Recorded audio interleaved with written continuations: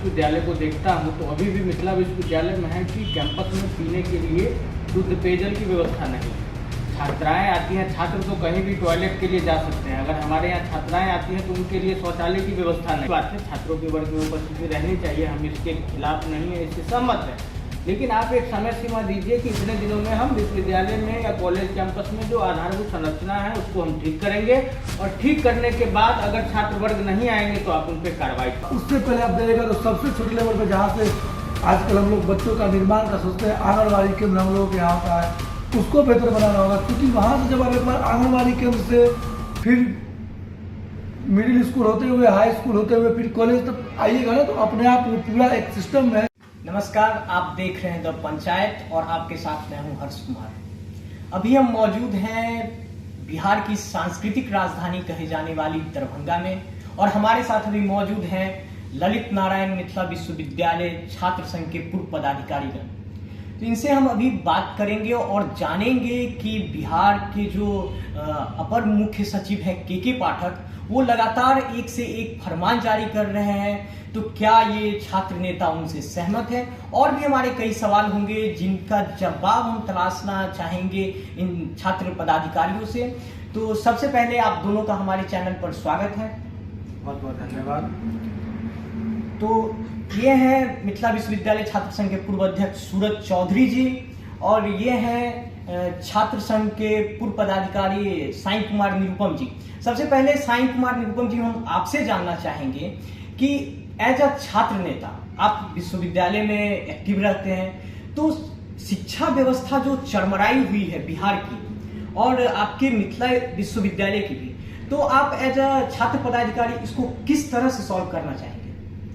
देखिए, सबसे बड़ी बात है कि जो आज का शिक्षा का हाल है उसमें आपको जीरो स्तर से शुरू करना होगा। विश्वविद्यालय से पहले आपको कॉलेज को सही करना होगा, कॉलेज से पहले आपका हाई स्कूल है वहाँ ध्यान देना होगा, हाई स्कूल से पहले जो आपके मिडिल स्कूल का शिक्षा व्यवस्था है उस पर ध्यान देना होगा। उससे पहले आप देखिएगा तो सबसे छोटे लेवल पर जहाँ से आजकल हम लोग बच्चों का निर्माण का सोचते हैं, आंगनबाड़ी केंद्र हम लोगों के यहाँ होता है, उसको बेहतर बनाना होगा, क्योंकि वहाँ से जब आप एक बार आंगनबाड़ी केंद्र से फिर मिडिल स्कूल होते हुए, हाई स्कूल होते हुए, फिर कॉलेज तक आइएगा ना, तो अपने आप वो पूरा एक सिस्टम है, चैनल है जिसके थ्रू वो सही हो सकता है। तो आप सिर्फ आ गए, कुछ फरमान जारी कर दिए, फरमान जारी करने से नहीं होगा। पहले आपको अपना जो एक आधारभूत सुविधा होता है वो देखना होगा। अभी के पाठक सर दिए है कि 3 दिन कोई विद्यार्थी नहीं आता है तो उसका नाम आप काट दीजिए। आप ये बताइए, आप किसी भी कॉलेज में चले जाइए, कम मिनिमम 10 से 15,000 स्टूडेंट का आप नामांकन लेते हैं। अगर वो 15,000 स्टूडेंट एक साथ पहुंच जाए ना, आपके पास वो आधारभूत सुविधा नहीं है कॉलेज में आके उसको आप ठीक से पानी मुहैया करा पाइएगा, या ठीक से क्लास भी मुहैया हो पाए जो विद्यार्थी बैठ जाए, उतना भी किसी के पास क्लासरूम नहीं होगा, बेंच डेस्क नहीं होगा, तो फिर आप कैसे ये कर पाइएगा? उसके लिए पहले आप पूरे कॉलेज का जो आधारभूत सुविधा है उसको सही कीजिए, रूम्स बनवाइए, वहाँ क्वालिटी लाइए, फिर आप फरमान जारी कीजिए, या फिर अल्टीमेटम दे दीजिए कि हाँ भाई 1 महीना का समय है, ये है। उसका अचानक से किसी 3 दिन कर देते हैं कि अगला 3 दिन कोई नहीं आए तो हम नाम काट देंगे, तो इस तरह से तो नहीं चलने वाला है। सूरज चौधरी जी, आप पूर्व में विश्वविद्यालय छात्र संघ के अध्यक्ष रह चुके हैं। अभी के पाठक कल एक नया फरमान जारी किए हैं कि जो बच्चा विश्वविद्यालय में 3 दिन तक, जो पीजी के स्टूडेंट हैं या कोई रिसर्चर है, वो 3 दिन तक अगर नहीं आएंगे, अपने वर्ग में अनुपस्थित रहेंगे, तो उनका नाम विश्वविद्यालय काट करके हटा दे। तो आप क्या इनसे सहमत हैं? यहाँ 2 तरह की बात है। पहला कि छात्र 3 दिन तक नहीं आएंगे तो उनका नामांकन रद्द कर दिया जाएगा। दूसरा है कि अभी पूर्व छात्र संघ के पदाधिकारी ने कहा कि जो व्यवस्था है हमारे यहाँ कॉलेज से लेकर के विश्वविद्यालय तक या हाई स्कूल से लेकर मिडिल स्कूल तक, उसमें जो आधारभूत संरचना जो है, जो सबसे सर्वप्रथम जरूरी है छात्रों के लिए, अभी भी मैं मिथिला विश्वविद्यालय को देखता हूँ तो अभी भी मिथिला विश्वविद्यालय में है कि कैंपस में पीने के लिए शुद्ध पेयजल की व्यवस्था नहीं है।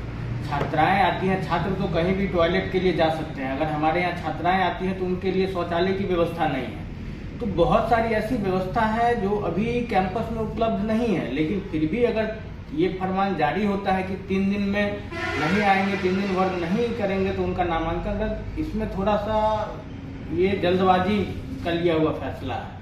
क्योंकि आप पहले देखिए कि हाँ, जो छात्र हैं नामांकित उसमें से जो वर्ग करते हैं अभी उनको सुविधा मिले, उनको पूर्ण रूप में सुविधा दे। अगर हम दूसरे विद्यार्थी को प्रेरित करते हैं तो हम वर्ग आने के लिए उनको प्रेरित कर सकते हैं, उन पर हम दबाव नहीं डाल सकते हैं। वर्ग कराना अच्छी बात है, छात्रों की उपस्थिति सही है, लेकिन आप उस तरीके से सुविधा भी दीजिएगा ना। छात्र को साइंस फैकल्टी में लैब के लिए लैब की कोई व्यवस्था नहीं है विश्वविद्यालय में, छात्र आएंगे तो साइकिल पार्किंग, बाइक पार्किंग, कोई भी ऐसी व्यवस्था नहीं है जो विश्वविद्यालय प्रशासन अभी करके दे रही है या कॉलेज प्रशासन के द्वारा किया गया हो। तो इस तरीके से कोई फरमान निकाल देना, हाँ आप कीजिए, अच्छी बात है, छात्रों के वर्ग में उपस्थिति रहनी चाहिए, हम इसके खिलाफ नहीं है, इससे सहमत है। लेकिन आप एक समय सीमा दीजिए कि इतने दिनों में हम विश्वविद्यालय में या कॉलेज कैंपस में जो आधारभूत संरचना है उसको हम ठीक करेंगे, और ठीक करने के बाद अगर छात्र वर्ग नहीं आएंगे तो आप उन पर कार्रवाई कीजिए। सभी छात्र संगठन आपका समर्थन करेंगे, ये नहीं है कि छात्र आपका विरोध करेंगे या गार्जियन आपका विरोध करेंगे या छात्र नेता आपका विरोध करेंगे। हम छात्र नेता आपका समर्थन करेंगे, बशर्ते आप पूरी व्यवस्था छात्रों को करके दीजिए कि वो वर्ग में आए तो उनको सही से रहने बैठने के लिए बेंच डेस्क मिले, अच्छी उनको व्यवस्था मिले, रूम में पंखा हो, पानी की व्यवस्था हो, शौचालय की व्यवस्था हो। ठीक है, आपने जो कहा कि हाँ ये बहुत सही बात है।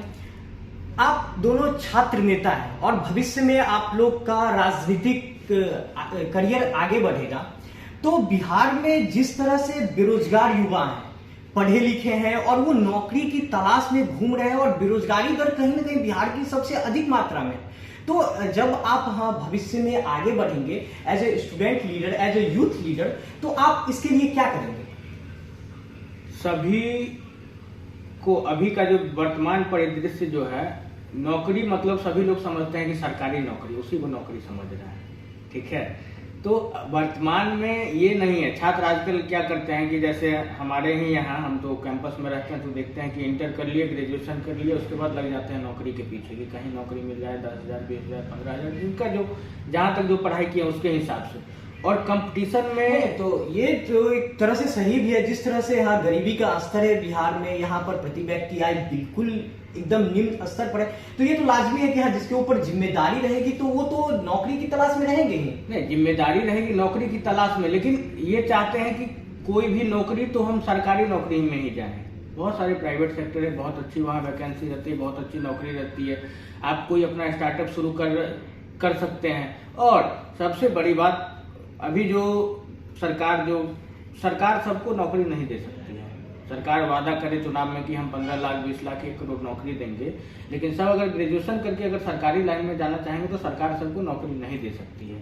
आपको उसके लिए सरकारी नौकरी सरकार सबको नहीं दे सकती, सरकारी नौकरी नहीं, लेकिन नौकरी सबको बिहार में मिले ये सुनिश्चित तो सरकार कर सकती है। नौकरी बिहार में सुनिश्चित सरकार तब करेगी जब बिहार में उद्योग आएगा, जब बिहार में सरकार जो हमारी वर्तमान में है, जब वो उद्योग के लिए उद्योगपतियों को प्रेरित करके, जब हमारे बिहार में आज आप बगल में हमारा प्रदेश है, उत्तर प्रदेश है, हमारे सीमा से सटे हुए हमारा पड़ोसी है, और वहाँ की सरकार जो है इतनी अच्छी व्यवस्था है कि बड़े बड़े उद्योगपति आज वहाँ अपना उद्योग लगा रहे हैं। उससे क्या है कि लोकल जो है उनको नौकरी मिल रही है, वो बाहर। आज हमारे यहाँ से क्या होता है कि अभी छठ है तो हमारे यहाँ ट्रेन दिल्ली, गुजरात, हरियाणा, जहाँ जहाँ भी हमारे यहाँ से गए हैं नौकरी करने के लिए भर के आ रही है। लेकिन फिर ये छठ के बाद देखने को कि इधर से रिजर्वेशन सीट नहीं मिलता, इधर से कूच के ठूस के ट्रेन में सब मजदूर यात्री बाहर जाते हैं, फिर उनका आने का रेशियो बहुत कम होता है, फिर वो अगले साल छठ का इंतजार करेंगे कि छठ में छुट्टी मिलेगी।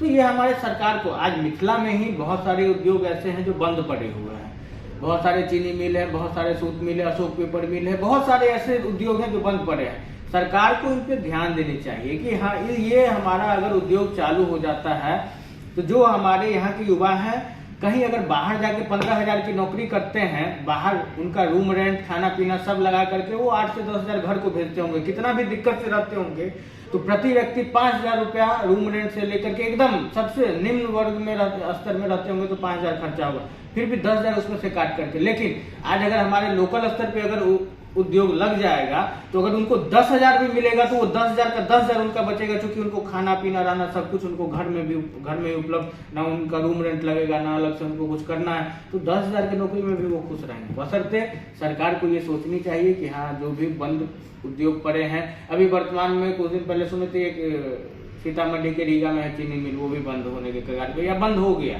तो इस तरह से उद्योग एक पर एक बंद होते जा रहे हैं। दूसरी तरफ सरकार कह रही है कि नहीं, हम यहाँ के युवाओं को रोजगार देंगे, तो रोजगार सरकारी सीट ही भरना नहीं है। सरकारी सीट कितना वैकेंट है? बहुत कम परसेंटेज में सरकारी सीट वैकेंट है। लेकिन ये आज कॉलेज स्तर पे ही बहुत सारे विभाग में कर्मचारी की कमी है, बहुत सारे